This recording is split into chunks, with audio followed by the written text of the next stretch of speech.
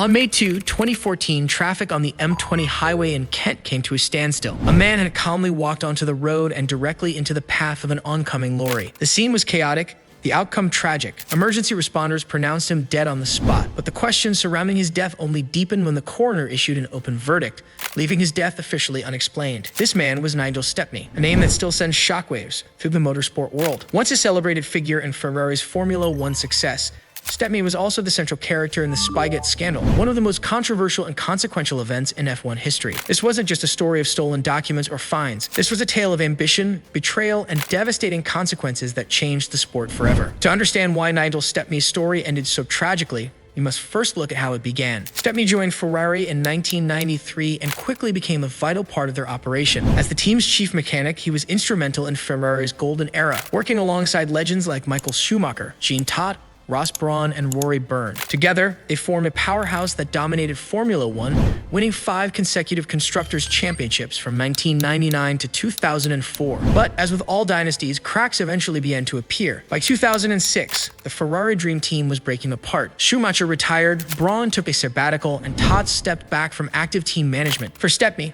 this was a turning point. He felt that his contributions to Ferrari's success had gone unrecognized. Publicly, he expressed frustration, stating that he was ready for a new challenge. Privately, he harbored resentment toward the team that he believed had sidelined him. In response to his dissatisfaction, Ferrari reassigned Stepney to a less prominent role, keeping him away from the racetrack. It was a demotion in all but name. This move lit the fuse for what would become Spygate. In early 2007, Stepney broke into Ferrari's factory in Maranello. He stole 780 pages of confidential documents containing schematics, performance data, and technical secrets of Ferrari's 2007 car. But this wasn't a spur-of-the-moment act. It was premeditated. Stepney had already established contact with Mike Coughlin, McLaren's chief designer. The two men devised a plan. Stepney would pass the stolen Ferrari data to Coughlin, giving McLaren an illicit advantage over their fiercest rivals. The heist might have gone undetected if not for an unlikely twist. Coughlin's wife, Trudy, took the documents to a local copy shop to have them scanned. The Ferrari logo, emblazoned on every page, caught the attention of the shop clerk, a die-hard Ferrari fan. Sensing something was amiss, he reported the incident to Ferrari's sporting director, Stefano Domenicali. Ferrari immediately launched an internal investigation, uncovering the full extent of the breach. Stepney was fired and Coughlin was suspended by McLaren. But the scandal didn't stop there.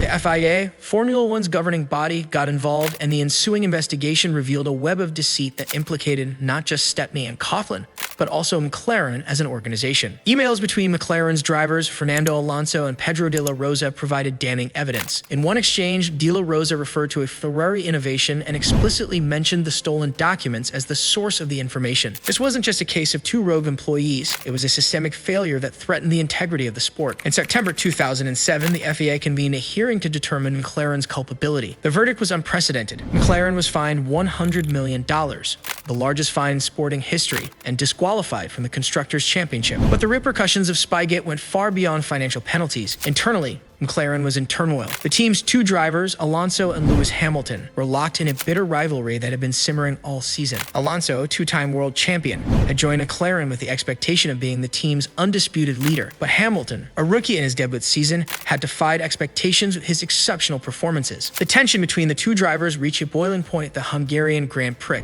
During qualifying, Hamilton ignored team orders to let Alonso pass, disrupting Alonso's strategy. In retaliation, Alonso deliberately held up Hamilton in the pit lane, preventing him from completing a final qualifying lap. The incident resulted in Alonso receiving a grid penalty, but the damage to team unity was irreparable. By the end of the season, Alonso had left McLaren and the team was left to pick up the pieces. The Drivers' Championship, which McLaren had been poised to win, slipped through their fingers. February's Kimi Räikkönen snatched the title by a single point, adding insult to injury for McLaren. For Nigel Stepney, the consequences were severe. In 2008, he was convicted of sabotage, industrial espionage, and sporting fraud in an Italian court. The FIA banned him from participating in motorsport, effectively ending his career. But the scandal continued to haunt him. In the years following Spygate, Stepney struggled to rebuild his life. He worked in lower-tier motorsport series, but the shadow of his actions loomed large. By 2014, his personal and professional life was in turmoil. His death on the M20 highway remained shrouded in mystery. Whether it was the weight of his guilt, the pressures of his past, or something more sinister, we may never know. The Spygate scandal scandal left an indelible mark on Formula One. It exposed the lengths to which teams and individuals would go to gain a competitive edge. It shattered reputations, strained relationships, and forced the sport to confront its own vulnerabilities. For McLaren, the fallout was long-lasting. The team's relationship with Mercedes, its engine supplier at the time, deteriorated. By 2014, Mercedes had established itself as a dominant force in Formula One, while McLaren struggled to remain competitive. The scandal also contributed to Ron Dennis's eventual departure from the team he had built into a powerhouse. For Ferrari, Spygate was both a vindication and a cautionary tale. The team emerged as the moral victor, but the episode highlighted the pervasive culture of mistrust and rivalry that defined Formula One during that era. Today, Spygate serves as a stark reminder of the high stakes in Formula One. It's a sport driven by ambition, innovation, and the relentless pursuit of victory. But it's also a sport where the line between fair play and foul is razor thin. Nigel Stepney's story is a tragedy in every sense of the word. It's the story of a man who reached the pinnacle of his profession only to lose everything. It's a story of the scandal that shook Formula One to its core. And it's a story that forces us to ask difficult questions about the price of success